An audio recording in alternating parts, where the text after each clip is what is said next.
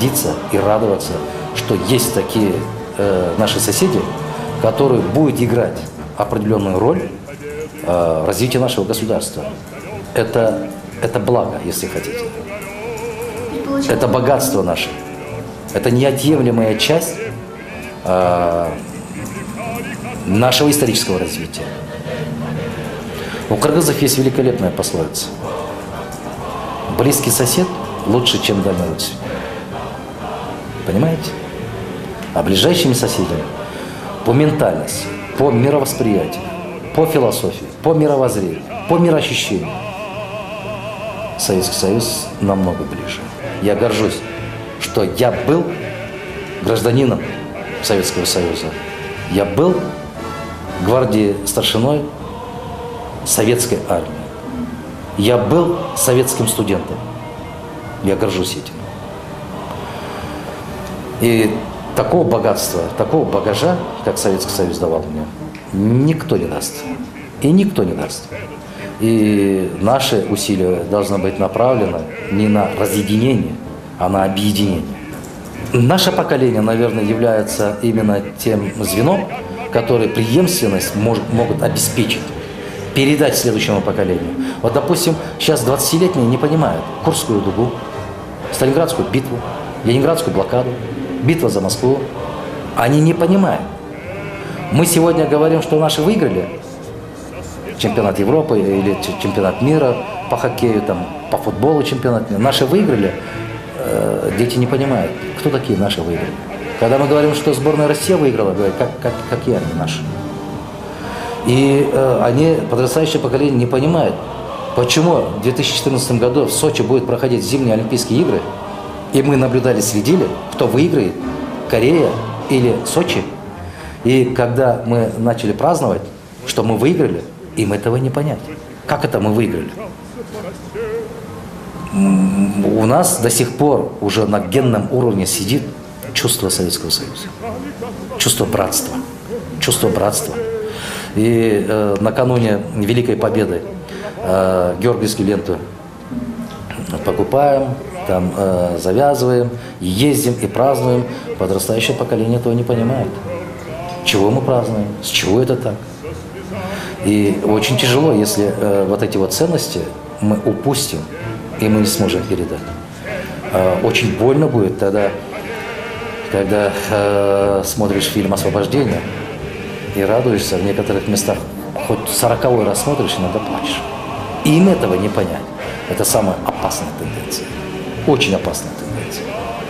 И наша задача вот это все передать следующему поколению, чтобы они не потеряли вот это чувство.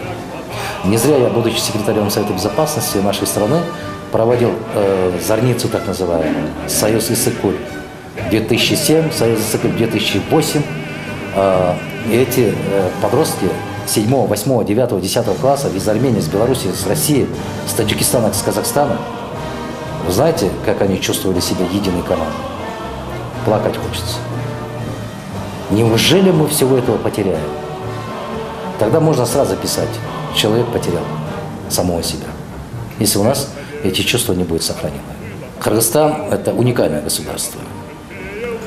В 1917 году, когда Великая Октябрьская революция произошла, это на благо, это на счастье кыргызского народа.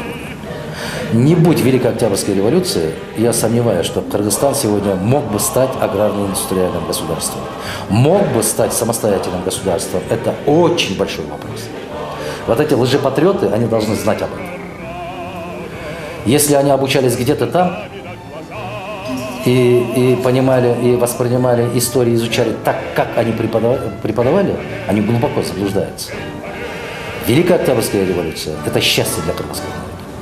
Благодаря этой революции, потом благодаря Советскому Союзу, Кыргызстан стал самостоятельным государством, Кыргызстан стал тем, кем сегодня является.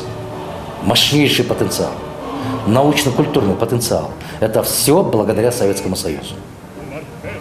И пинать, и плевать на свое прошлое большого ума не надо. Взрыв, вот смотрите, в Грузии, Кутаиси, взрыв, памятник павшим великим воинам во время Второй Великой Отечественной войны. Это человечно? Это античеловечно, это бесчеловечно. Я служил в Германии, в группе советских войск Германии.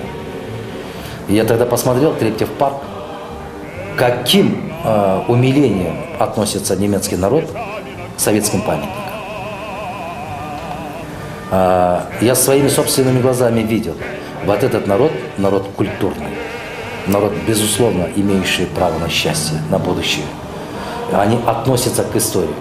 Вот, я был в Хельсинки, Финляндии. Там памятник, Сенатская площадь русскому царю. Но они не считают завоевателем. Это история. Историю не надо искажать. История, она не подвластна ни под какую идеологию. История – это факты. Были. Почему мы, будучи депутатами, отстояли на центральной площади памятник Ленину? Ни в одном государстве, наверное, не сохранились памятники Ленину, как в Кыргызстане. В любой областной центр поезжайте, памятник Ленину. Ничего страшного, ничего зазорного. Памятник Кутузову.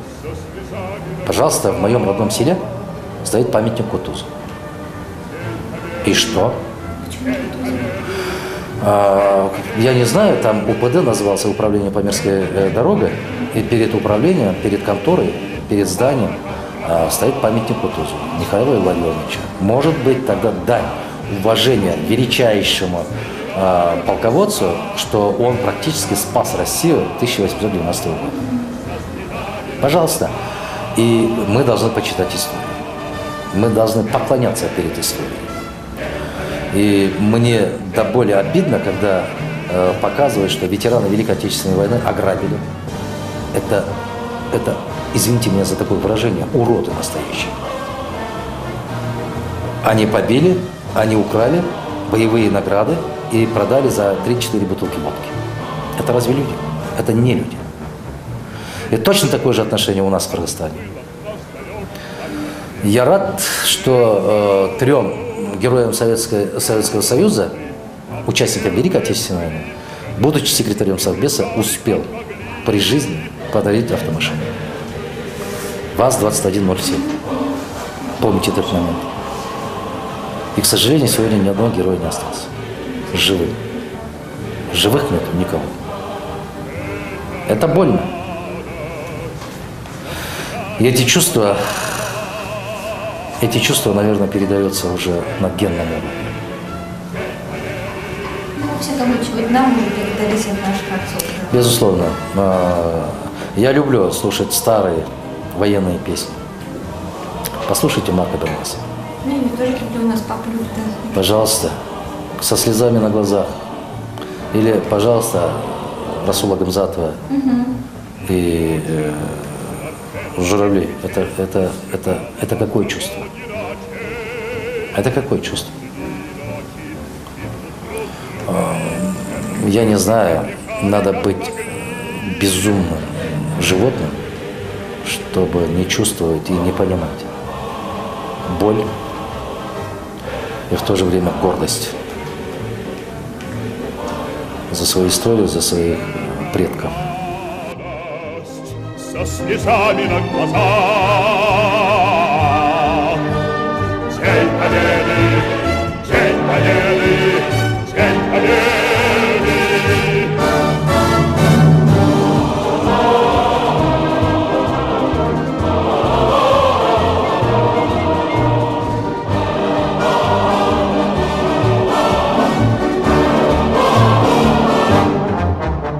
Здравствуй, мама, возвратились мы не все, босиком бы пробежаться по росе. Пол Европы прошагали, пол земли, этот день мы приближали, как могли. Этот день победы порохом пропал. Этот праздник с сединою на висках, это радость со слезами на глазах. День Победы, День Победы.